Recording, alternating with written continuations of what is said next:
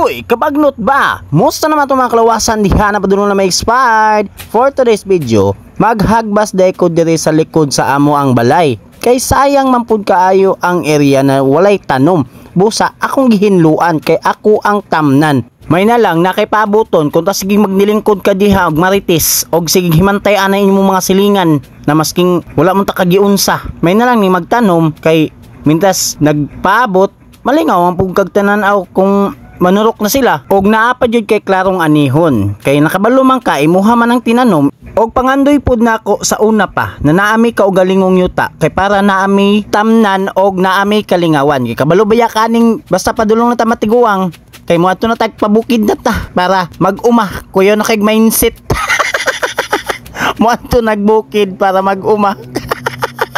very good na mindset.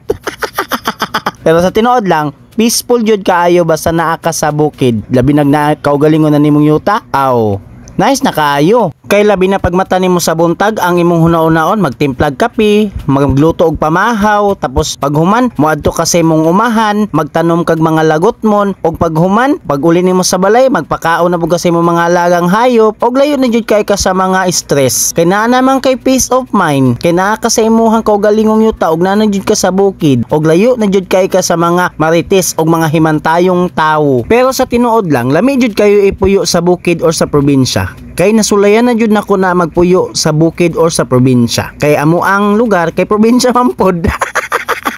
Pero sa bukid nakasulay nako nice kay siya ipuyo sa bukid ang madunggan lang nimo ang mga tingog sa langgam preskong hangin preskong mga gulay prutas og layo jud kaayo lahi ra basta na ka sa bukid layo ka sa mga luho sama na mga gadget mga butang na dili magamit na igo ra gipalit tapos dili gamiton i-display ra